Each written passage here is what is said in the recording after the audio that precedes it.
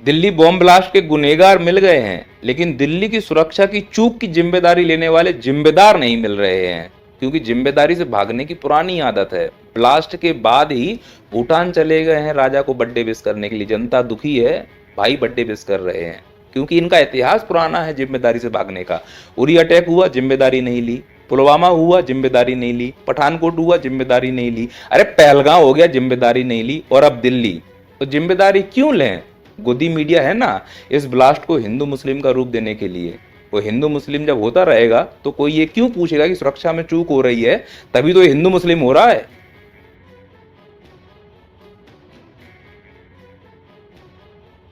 भारत की स्थिति तो उस धनवान की तरह है जिसके चारों ओर ढेर सारी सुरक्षा है, लेकिन अंदर वो बीमारियों से लड़ रहा है। भारत को पहले तो भारत के नेताओं ने अंदर से दीमक की तरह चाट के खोखला कर दिया है, फिर कुछ नए जीवाणु विषाणु भी भारत पाल रहा है जो कई प्रकार की बीमारियां उत्पन्न करके भारत को अंदर से ही खोखला कर रहे हैं। और दिल्ली में हुआ ब्लास्ट इसका सबसे अच्छा उदाहरण है। लाल किला के समीप जो मेट्रो स्टेशन है, वहां एक I-20 कार ब्लास्ट हुआ है। 13 लोग मारे गए हैं, 33 लोग घायल हैं। और इस ब्लास्ट के पीछे जो मीडिया है उसके अनुसार इन लोगों का हाथ है। ये डॉक्टर्स हैं, पर ऐसे डॉक्टर्स हैं जिनके घर में AK-47 मिल रही है। ऐसे डॉक्टर्स हैं जिनके घर में विस्फोटक सामग्रियां मिल रही हैं। ऐसे खतरनाक रसायन मिल रहे हैं जो अगर खाने में मिला दिए जाए तो जहर का काम करते हैं। 2 से 3 दिन के अंदर व्यक्ति की मौत हो जाती है। तो ये कह सकते हैं डॉक्टर तो नहीं है, वही जीवाणु और विषाणु हैं जो भारत ने अपने अंदर अपना समझ के पाला है, लेकिन भारत को ही अंदर से खोखला करते जा रहे हैं। फिलिस्तीन जिंदाबाद बोल देंगे, भारत माता की। हाँ बोल देंगे जरूर बोलेंगे। फिलिस्तीन ज्यादा अपना है या भारत? फलस्तीन पहले हमारा है भाई, पहले फिलिस्तीन हाँ भारत अपना नहीं है। अब स्वाभाविक है कि इस प्रकार के बयानबाजी सुनने के बाद मन तो करता होगा कि ऐसे देशद्रोही विचार रखने वाले लोगों को दिन दहाड़े पहले तबीयत से जुतियाया जाए। जिस देश में रहते हो, जो देश तुम्हें खाने पीने को दे रहा है, उसी देश का नाम लेने में तुम्हें शर्म आ रही है। बात एकदम स्पष्ट है कि ये ऐसे नमूने हैं जिन नमूनों के दम पर वो लोग जो भारत की प्रगति को रोकना चाहते हैं वो सब करा सकते हैं जिससे भारत की ग्रोथ रेट रुक जाए। और ये वो सब कर देंगे क्योंकि इनके पास खुद की कोई बुद्धि नहीं है। ये तो उस बुद्धि के साथ चल रहे हैं जो इनके आका हैं। आका जो बोलेंगे वो ये लोग कर देंगे। अगर खुद की बुद्धि होती तो डॉक्टर बनने के बाद भी लोगों के मारने का विचार इनके मन में कैसे आता? क्या कोई धर्म इतना निर्दयी है या किसी धर्म का भगवान इतना कमजोर है कि दूसरों को मरवा के वो अपने आप को महान बनवाना चाह रहा है इन नमूनों के दम पर? तो ऐसे धर्म को मैं चूल्हे में जाने के लिए बोलता हूं। वो ऐसे भगवान की मैं कतई इज्जत नहीं करता। हकीकत ये है कि ये नमूने इस्लाम धर्म के लिए नहीं, बल्कि इस्लाम धर्म को गलत तरीके से प्रचारित करने वाले अपने आकाओं के लिए काम करते हैं, जो धर्म को धंधा बना के रखे हुए हैं। अब धंधा है तो दूसरी पार्टी भी होनी चाहिए। और धर्म के धंधे की खास बात यह है कि दुनिया के सभी धर्म खतरे में है, इसलिए धर्म का शॉपिंग कॉम्प्लेक्स बना हुआ है और इसका प्रोडक्ट होता है डर। तो सभी धर्म के अनुयायियों को डर दिखाया जाता है कि भाई तुम्हारा धर्म खतरे में है। जब धर्म खतरे में है तो दुकान भी अच्छे से चलेगी।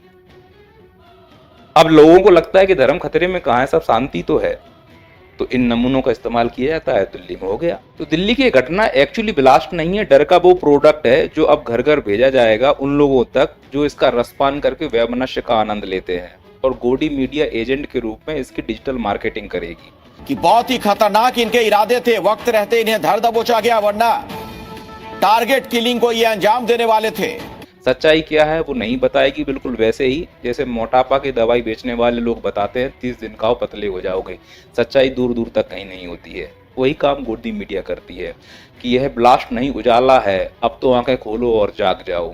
तुम अगर जागोगे तो सामने वाला भी उसके विरोध में कुछ ना कुछ करेगा, जो कि कर ही रहे हैं, क्योंकि उतनी बुद्धि होती तो फिर ये घटनाएं हो ही क्यों रही होती। और बुद्धि नहीं है, इसलिए तो लोग हमें कठपुतली की तरह नचा रहे हैं और हम नच रहे हैं। अब गोदी मीडिया किस प्रकार से इसकी डिजिटल मार्केटिंग कर रही है, इन न्यूज़ों को सुन के आप अंदाजा लगा सकते हैं। कटा हुआ है। इम्पैक्ट देखिए कि लोहे का जो पूरा टुकड़ा है ये कट के अलग हो गया, और ये जो वाइपर है यहाँ से अलग हुआ। अब मैं आपको दिखाता हूँ, इसमें हाथ लगा रहा हूँ। देखिए ये जो आपको देखो ये चमकीली चीजें और जो काला काला ये निकल रहा है, यही विस्फोटक का जो अंश है वो हो सकता है। जबकि सच्चाई इसके कुछ इतर है। सच्चाई कौन बताएगा? वो संस्थाएं जो जांच कर रही हैं। तो पहले फॉरेंसिक लैब से संबंधित अधिकारी का बयान सुनिए आप। सैंपल लेबोरेटरी में जाएगा, उसके बाद ही कंफर्म होगा। आपने तमाम सैंपलों को देखा, तमाम ब्लास्टों को देखा है, लेकिन प्रारंभिक तौर पर क्या लग रहा है आपको? बड़ी आतंकी साजिश? एग्जामिनेशन के बाद पता चलेगा। वो कह रहे हैं कि अभी हम कुछ नहीं कह सकते। दिल्ली कमिश्नर का बयान सुनिए आप। एक्सप्लोजन के बारे में जांच की जा रही है और जल्दी ही इसका आकलन करके इसका जो भी रिजल्ट निकलेगा वो आपको बताया जाएगा। वो भी कह रहे हैं कि अभी हम कुछ नहीं कह सकते, लेकिन मीडिया मजाक बना के रखा हुआ है क्योंकि वह न्यूज़ नहीं बांटते, वो डिजिटल मार्केटिंग के माध्यम से इस प्रकार के प्रोडक्टों को बांटते हैं और ये उनका जन्मसिद्ध अधिकार है क्योंकि इसी प्रकार के प्रोडक्ट को बेच के उन्होंने बड़ी बड़ी बिल्डिंगें खड़ी कर ली हैं। तुम्हारे बच्चे इन्हीं प्रोडक्ट को खा के नफरत की आग में जल रहे हैं और इस नफरत की आग से उनको तो फायदा हो जाता है जो इसको फैलाने के लिए भड़का रहे हैं, पर हकीकत में नुकसान उनको है जो इसकी चपेट में आ रहे हैं। अब देखो, पूरा मैं एंगल खोल के दिखा रहा हूं। अगर आप इसको हिंदू मुसलमान के परे समझना चाहते हो तो समझने का प्रयास करो। अब स्वाभाविक है कि इस प्रकार की घटना होगी। न्यूज चैनल जिस प्रकार से इसको एडवर्टाइजमेंट करेंगे, मार्केटिंग करेंगे, तो उससे एक समझ में आएगा कि एक नया रिजीम तय हो रहा है। और जब जब इस प्रकार के ब्लास्ट होते हैं तो वैमनस्य होता है और यह वैमनस्य हिंदू मुसलमान दंगे के रूप में भारत के हर कोने में तुम्हें देखने को मिलता रहा है और भविष्य में भी मिलेगा, और दिल्ली इसका प्रत्यक्ष उदाहरण रह चुका है। तो पहला तो एंगल ये है कि अगर हिंदू मुसलमान होगा तो स्वाभाविक है उनकी दुकानें बहुत अच्छी चलेंगी। जो हिंदू और मुसलमान के नाम पर अपनी राजनीति चमका रहे हैं या अपनी इमेज चमका रहे हैं। अब यूं समझिए कि अब हिंदू मुसलमान का यह एंगल देखकर जो हिंदू राष्ट्र बनाने के लिए पदयात्राएं निकाली जा रही हैं कुछ बाबाओं के द्वारा, उनको कितना बल मिलेगा। अब वो कन्विंस कर पाएंगे कि देखो भैया हिंदू खतरे में है। एक सबसे विचित्र बात है कि जब भी धमाके हुए और जो भी हुए उनमें कहीं ना कहीं एक कट्टरपंथी मजहबी विचारधारा के लोगों ने किया और हमेशा भारत को, भारत माता को, सनातन को टारगेट बनाकर किया। अब इस बॉम्ब ब्लास्ट का दूसरा एंगल है भारत की जीडीपी ग्रोथ और बढ़ती ताकत। दुनिया के सभी देशों में सबसे ज्यादा जीडीपी ग्रोथ भारत की रही है और भारत के अड़ोसी पड़ोसी देशों को देखो, श्रीलंका, बांग्लादेश, भूटान, म्यांमार, पाकिस्तान, इनमें अस्थिरता आ रही है। और पड़ोसियों में अगर अस्थिरता होगी तो उसका जहर भारत में भी आएगा और भारत में अस्थिरता होगी तो भारत की जीडीपी ग्रोथ रुक जाएगी और उन देशों को सुकून मिल जाएगा जो भारत को बढ़ता हुआ नहीं देखना चाहते। तो इस बॉम्ब ब्लास्ट को हम उससे भी देख सकते हैं। अभी जिस प्रकार से अमेरिका अपनी हरकत कर रहा था तो हमारे रिश्ते चीन और रूस से मजबूत हो रहे थे। अब रूस से मजबूती का रिश्ता यूं समझिए कि रूस के राष्ट्रपति भारत आना चाह रहे थे, ये रिपोर्ट आपने सुनी होगी। अब इस प्रकार की बॉम्ब ब्लास्ट की घटनाएं वो भी दिल्ली में अगर हो जाएं और दिल्ली में ही मीटिंग होनी है तो सोचो इस मीटिंग पर कितना इम्पैक्ट पड़ने वाला है। भारत क्यों आना चाह रहे हैं? स्वाभाविक सी बात है कि अमेरिका ने कहा था कि रूस से तेल नहीं खरीदना है और हमारे विदेश मंत्री ने स्पष्ट रूप से कहा था कि हम खरीदेंगे। अब इसलिए रिश्ते अच्छे हो पाए तो भारत आ रहे। दूसरा एक डील और होनी है कि हम अमेरिका का F-35 नहीं खरीदना चाहते हैं, हम रूस के जहाज को खरीदना चाह रहे हैं। शायद इस डील को कमजोर करने के लिए भी इस प्रकार से इस एंगल को देखा जा सकता है। हालांकि इस प्रकार की छोटी मोटी बॉम्ब ब्लास्ट की घटनाएं से अंतरराष्ट्रीय स्तर पर उतना इम्पैक्ट नहीं पड़ता है, लेकिन फिर भी पड़ेगा। इसका तीसरा एंगल ये भी देखा सकता है, ऐसा चुनाव के लिए तो बॉम्ब ब्लास्ट नहीं कराया गया। अब कुछ विद्वान इस बॉम्ब ब्लास्ट के तीसरे एंगल को बिहार के हो रहे चुनाव से जोड़कर देख रहे हैं। अब बीजेपी का इतिहास कुछ इस प्रकार का रहा है कि जब जब चुनाव होते हैं वो इस प्रकार की कुछ घटनाओं में लिप्त तो पाई जाती है, पर मैं इस थ्योरी का बिल्कुल भी समर्थन नहीं करता हूं और ना ही मैं मानता हूं कि कोई भी सरकार एक चुनाव जीतने के लिए अपने देश, अपने ही राज्य में बॉम्ब ब्लास्ट करवा देगी। ये निहायत ही मूर्खतापूर्ण विचार है और इस विचारों का किसी प्रकार का कोई प्रसार नहीं होना चाहिए, ना ही समर्थन मिलना चाहिए। कुछ विद्वान यही मानते हैं कि जो FIR हो रहा है या राहुल गांधी वोट चोरी के लिए जो आवाज उठा रहे हैं उस आवाज को मीडिया से गायब कराने के लिए इस प्रकार की घटनाएं कराई जा रही हैं। तो वर्तमान में बीजेपी सरकार की आप काम करने के तरीके देखो, वो दिन दहाड़े किसी की बात नहीं सुनते, वो दिन दहाड़े झूठ बोल देते हैं, वो दिन दहाड़े तुम्हारी बात को नकार देंगे।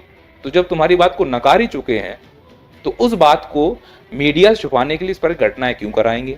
इस थ्योरी का भी मैं पूरी तरह समर्थन नहीं करता। हालांकि ये बॉम्ब ब्लास्ट जो हिंदू मुस्लिम राजनीति को भड़काने का सबसे अच्छा तरीका अभी तक भारत के इतिहास में रहा है और हमेशा से उसी को बनाने के लिए इसका प्रयोग किया गया है, चाहे पक्ष हो या विपक्ष हो।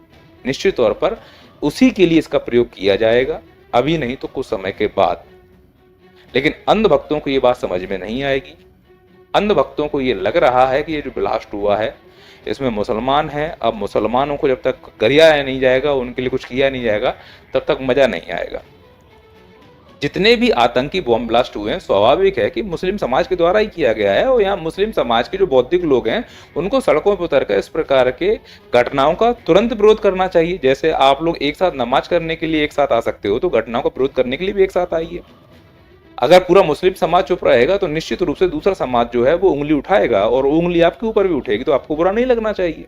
तो मैं समस्त भारतवासियों से कहना चाह रहा हूं कि आप इस बात के लिए तैयार रहिए कि जो ये ब्लास्ट हुआ है इसमें हिंदू मुस्लिम का एंगल फंसाया जाएगा, और हमारे अंदर एक परसेप्शन डालना शुरू कर दिया जाएगा कि इस ब्लास्ट से केवल जो मौत हुई है वो हिंदुओं की हुई है, जबकि रियलिटी कुछ इस प्रकार से है। न्यूज़ पिंच की ये रिपोर्ट आप सुनिए, घायल होने वालों के नाम सुनिए। इसमें देखिए साइना परवीन, हर्षुल, शिवा जायसवाल, मिस्टर समीर, जोगिंदर, भवानी शंकर, गीता, विनय पाठक, ये लोग घायल हैं। विनोद, शिवम झा, मोहम्मद शहनवाज, अंकुश शर्मा, अशोक कुमार, मोहम्मद फारूक। तो स्वाभाविक है जिन्होंने ब्लास्ट किया है वो किसी एक धर्म को टारगेट नहीं कर रहे हैं, उनका काम ही है आतंक फैलाना, उनके लिए जो चाहते हैं कि आतंक फैले। अब मुद्दे की बात ये है, अगर हमें बुरा लग रहा है तो हिंदू और मुस्लिम के रूप में ना सोचते हुए भारतीय के रूप में सोचें कि एक्चुअली क्या बुरा लगना चाहिए। हमें ये बुरा लगना चाहिए हर बार सुरक्षा में चूक कैसे हो रही है। उरी हुआ, पठानकोट हुआ, पहलगाम हुआ, पुलवामा हुआ, अब तो वो आए दिल्ली में घुसा है। जितनी भी संस्थाएं हैं वो कर क्या रही हैं? अब इन संस्थाओं में काम करने वाले अधिकारियों कर्मचारियों के काम पर प्रश्न चिन्ह तो नहीं लगा सकते, उनका मनोबल तो नहीं तोड़ सकते। वो तो बेचारे दिन रात जी जान से लगे हुए हैं, फिर भी ये घटनाएं नहीं रुक रही हैं। तो या तो राजनेताओं की इच्छा शक्ति की कमी है, या हमारे अधिकारियों के पास संसाधनों की कमी है, मैन फोर्स की कमी है। नहीं तो ऐसा नहीं हो सकता कि इतने कर्मठ अधिकारी, इतनी अच्छी अच्छी संस्थाएं भारत में हैं, फिर भी हर बार 4 महीने 5 महीने के गैप के अंतराल के बाद कोई ना कोई बड़ी बड़ी घटनाएं देखने को मिलती हैं, खासकर आतंकी घटना। इसके लिए हमें बुरा लगना चाहिए और सरकार से सवाल पूछना चाहिए, बजाय ये हिंदू मुस्लिम के आंकड़ों में फंसने के। वो अगर फंस भी रहे तो हमें क्या मिल रहा है? क्योंकि अगर ये सच है तो फिर अगली बार फिर घटना होगी, और अगर घटना होगी तो बचाने कौन आएगा? यही संस्थाएं। तो ये संस्थाएं किनके अधीन है? सरकार के अधीन है। तो अगर घटना होने ही वाली है और ये बात सत्य है जो तुम सोच रहे हो, तो फिर कड़के से आवाज उठाओ कि भैया इन संस्थाओं के लिए व्यवस्थाएं कीजिए। संस्थाएं उतने अच्छे से काम नहीं कर पा रही हैं, अधिकारी अच्छे से ईमानदारी से काम कर रहे हैं, लेकिन नियत ठीक नहीं है। ऊपर नेताओं में बैठे हुए जो लोग हैं वो, तो इन संस्थाओं ने अपना काम कर दिया, जो गुनहगार थे वो पकड़ लिया। अब हमें अपना काम करना है। जो ये घटना हुई है उसके लिए जिम्मेदार कौन है, वो कब जिम्मेदारी लेंगे? माननीय गृह मंत्री जी, आप जब से गृह मंत्री बने हो कई सारी आतंकी घटनाएं हुई हैं, और उन आतंकी घटनाओं को रोकने के लिए आप एक प्रेस कॉन्फ्रेंस करके केवल हम लोगों को दिलासा देते हो, और इसकी जांच हो रही है। वो रिपोर्टें कभी भी पब्लिक में नहीं आती हैं। क्या उसका फिर रिजल्ट निकला है हम लोग भूल जाते हैं। माननीय प्रधानमंत्री जी, जब देश संकट में है तो आप देश छोड़कर भूटान गए हो वहां के राजा का जन्मदिन विश करने के लिए। कोई अंतरराष्ट्रीय मीटिंग नहीं थी, 2-4 देशों की वहां पे कोई मीटिंग नहीं थी, सिर्फ बर्थडे विश करने के लिए आप देश को, खासकर अपनी ही राजधानी को छोड़कर चले गए। यह दौरा रद्द भी किया जा सकता था, जिससे आपकी जिम्मेदारी समझ में आए प्रभु। लेकिन जिम्मेदारी से भागना वर्तमान सरकार की आदत है, और झूठ बोलकर आंकड़ों को प्रस्तुत करना। और जब आंकड़े झूठ बोलकर प्रस्तुत किए जाएंगे, जनता अगर सवाल पूछेगी तो इन्हें जवाब देना पड़ेगा। जनता सवाल ना पूछ पाए, इसीलिए फिर गोदी मीडिया का इस्तेमाल होता है, और वह निश्चित तौर पर वह प्रोडक्ट जो डर के रूप में है उसको हिंदू मुस्लिम का रूप देंगे। बाकी काम बाबा और मौलवी इस देश में कर ही लेते हैं, क्योंकि इस देश का दुर्भाग्य है बाबा और मौलवी राजनीति कर रहे हैं और राजनेता धर्म के बारे में बोल रहे हैं। और जब मुद्दे की बात होती है, संकट में होते हैं, तो हमारे राजनेता किस प्रकार से देश छोड़कर जा रहे हैं सिर्फ एक बर्थडे विश करने के लिए। वो राजा आपके लिए महत्वपूर्ण हो गया? अगर इसमें कोई कहता है कि बफर स्टेट है, ये करना है, वो करना है, तो जो हमारे दुख को नहीं समझ पा रहा है, ऐसे बफर स्टेट का हम करेंगे भी क्या? और जब चीन को हमारे ऊपर अटैक करना होगा तो बफर स्टेट थोड़ा ना देखेगा वो। और चीन से वैसे भी हम रिश्ते अच्छे कर रहे हैं। जब चीन से अच्छे रिश्ते हैं तो भूटान और नेपाल से हमें दिक्कत क्या है भाई? दोनों बातें तो नहीं हो सकती ना। पर मुद्दे की बात यह थी कि माननीय प्रधानमंत्री, आप माई बाप हैं भारत के, आपको इस संकट की घड़ी में रहना चाहिए था। राजधानी दिल्ली में अटैक हुआ है, इधर उधर राज्य में नहीं।